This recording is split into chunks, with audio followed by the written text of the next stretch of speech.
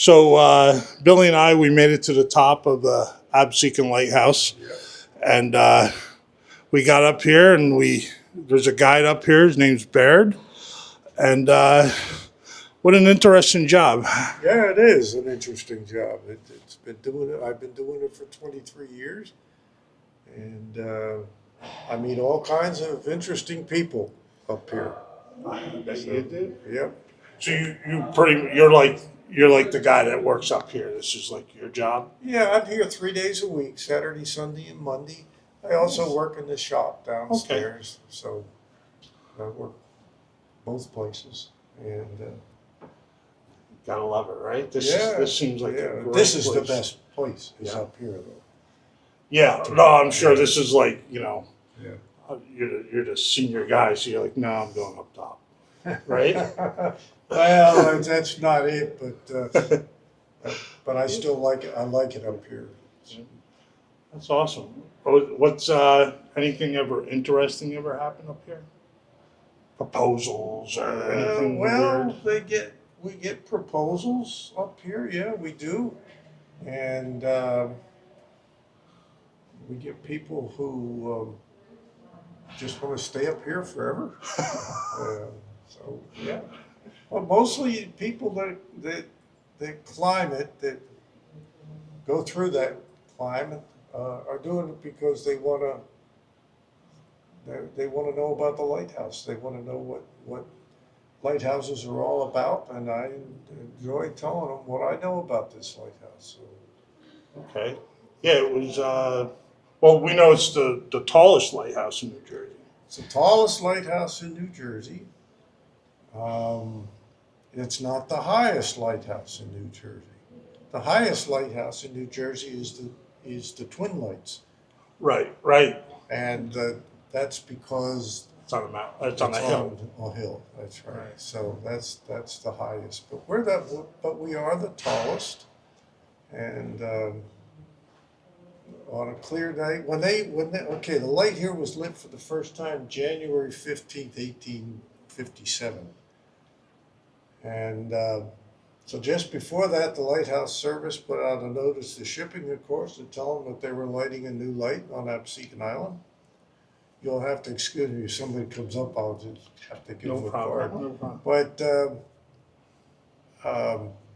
they also said in that same notice that on a clear night, from the deck of an average sized ship, you'll be able to see the light approximately 20 nautical miles.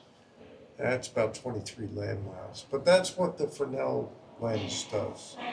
Fresnel lens made that, by the way, over there, that guy in that picture, that's Augustin Fresnel, and he was a French physicist, and he did all the physics to figure out how to make the very first Fresnel lens, and it was such an important thing that they named it for him.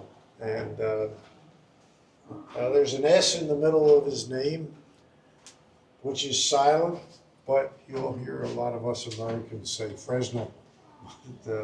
Is that something that became a standard for Fresnel lighthouses? lenses are still used today for a number of different things. That technology is still used today. Just had a guy up here today. He said, "Yep, theater lighting. We use it all the time." Now it doesn't look like this big bird cage up here, but it's still prisms. That's the technology is prisms. What gives a Navy pilot the glide slope to an aircraft carrier is called a Fresnel lens. It's actually a stack of Fresnel lenses, or a stack of lenses with prisms. Right. And but it's so directional that all you see is the light out of one of those lenses. Big step here at the top. And Thank you. what you try to do, okay, it's so directional that if you're out here and you see this big white, they call it a meatball, you're seeing the light out of just one lens. If you go up a little bit, that light will appear to move. And what it's doing is you're seeing light out of just part of that one lens and part of this lens, and then you'll see light just out of this lens. There's even glasses that are made. I've been told this by ophthalmologists that have come up here. but they're very tiny prisms in the glasses, but the prisms will focus light on one, I guess, on a working area of the retina. So Basically concentrates light is what it does. yeah, so Pretty awesome. Oh, that's cool. It has applications beyond. Yeah. Yeah. now our original Fresnel lens is still up there. Okay. If you get over there by those steps, I ain't climbing you up can't go up the this. steps, but if you look up, Oh, yeah. that's our original Fresnel lens. Oh, wow. Now, this is a fixed lens. It doesn't rotate. So this light is not a beam of light, it's a big disc of light. You'll notice how all the prisms are horizontal. So the light that comes out of here will be seen anywhere out here, except over the city, and that's where the opening is, and there's no prisms there. Now, do they still operate this lighthouse? We light it, but it's not an operating lighthouse. Okay. This was always a steady white light, Okay. and the problem, that was a signal, that's how you identified it.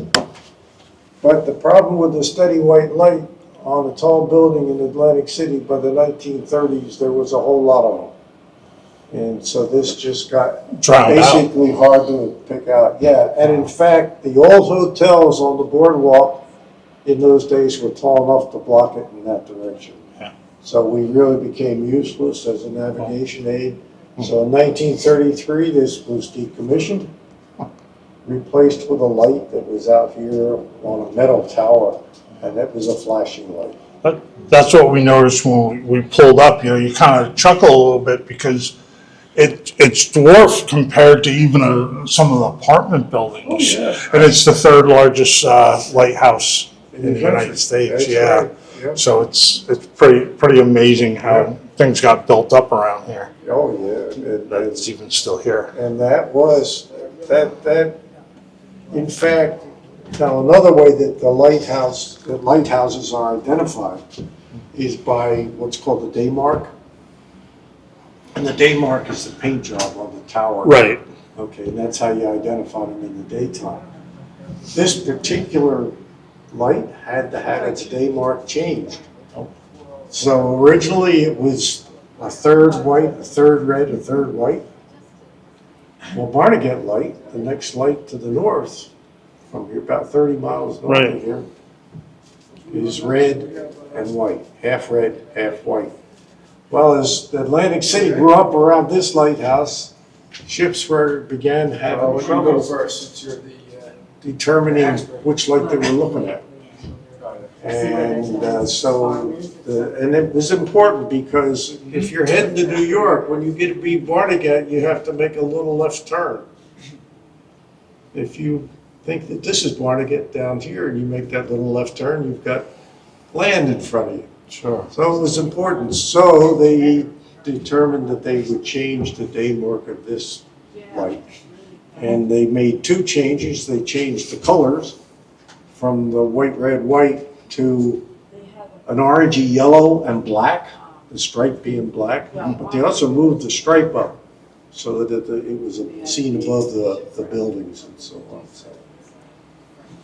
That's awesome. And they didn't necessarily like to make changes like that because there was a lot of work. All their publications had to be changed. Can't send out an email. That's right. Yep. That's awesome. Well, thank you for your time. Well, thank you for coming up.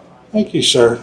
All right. I'm going to start heading back down. Okay. And Much less work going down. yeah, I'm kind of more nervous about going down than up. But We'll take your time. thank you, sir.